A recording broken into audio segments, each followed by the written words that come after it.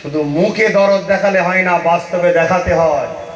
অতএব আল্লাহর কসম দিয়ে বলে যাচ্ছি, যদি বান্দাকে বিশ্বাস রাখতে পারেন, আমাদের সর্বপ্রথম লড়াই হলো বিশ্বাসঘাতকের সাথে। বিশ্বাসঘাতককে বন্ধু বানিয়ে প্রকাশ্য জালিমের সঙ্গে লড়াই করতে গেলে কখনো জিততে পারবেন না। কারণ বিশ্বাসঘাতক পয়সা নিয়ে প্রকাশ্য দুশ্মনকে বলে দেবে অমুক জায়গায় 50 জন ঘাঁটি বেঁধে আছে, অমুক জায়গায় অমুক জন গেট দিয়ে রেখেছে, অমুক জায়গায় এই প্ল্যান করে রেখেছে, অমুক জায়গায় এই ফাঁদ আছে। জীবনে কখনো লড়াই করে জিততে পারবো? তাহলে আগে প্রথম বিশ্বাসঘাতককে হারাতে হবে। বিশ্বাসঘাতককে হারালে জালিম অটোমেটিক ভয়ে দূরে থাকবে, যে কি হালে আছে, কি রেডিতে আছে, কত লোক আছে, কি প্ল্যান করেছে, কোথা ফাঁক ফেদে আছে, কিছু তো খবর পাবে না। সে 10 বার 20 বার 100 বার ভাববে, ঠিক না দেখি? 73 বছর মুসলিমদের বঞ্চিত, মুসলিমদের মার খাওয়া, মুসলিমদের বেউজ্জতি, মুসলিমদের ক্ষতি, বাম কংগ্রেস টিএমসি কোন দলের প্রকাশ্য দুশ্মনরা করে না। ৭২ বছর আমরা বঞ্চিত হয়েছি। আমাদের পাড়ার 15টা 20টা বিশ্বাসঘাতক পার্টির দালালদের জন্য বঞ্চিত হয়েছে, ঠিক না বেটি? এরা আমাদের ঘরে ৭৩ বছর ধরে বিক্রি করছে।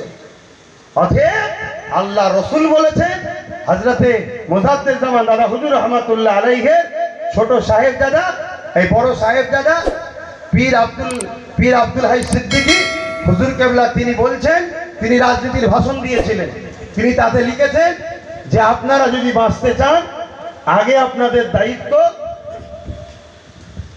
মুনাফিক বিশ্বাসঘাতকদের হাত থেকে আপনাদের ঘরে বাঁচতে হবে। কথা বুঝে আসছে? যারা রাজনীতির নোংরা স্বার্থে ইমামে হোসাইনকে শহীদ করতে পিছপা হয়নি, তারা মুসলমান ছিল তো? ওইরকম মুসলমান আপনার পাড়ায় আছে না নাই? তারা নিজেদের স্বার্থে আপনাদের ঘরে ক্যাম্পে পাঠাবে, জানেন? আপনি কি বিজেপি করছেন? বিজেপির ক্ষমতা আছে আপনাকে নিয়ে যাবে, যদি আপনার পাড়ার ওই দালাল কোনো সাথ না দেয়। শুধু একবার হারতে অপেক্ষা, রাতারাতি দেখবেন সব বিজেপিতে ঢুকে বসে আছে। যারা আজকে বিজেপি বিরোধী করছে তারা দেখবেন সব ঢুকে বসে আছে। আর আমাদের ভাই বারবার বলছে আব্বাস সিদ্দিকী যা করছে বিজেপির উপকার করছে, বিজেপির টাকা নিয়েছে, বিজেপির এই করেছে, বিজেপির ওই করেছে, বলছে না? বলে যারা খানদানে কুরাইশকে অপমান লাগায় এরা মুনাফিক। আল্লাহ রাসূল বলছে মুনাফিক। শোনেন, বড় হুজুর পীর কেবলা তিনি কি বলছেন এখানে?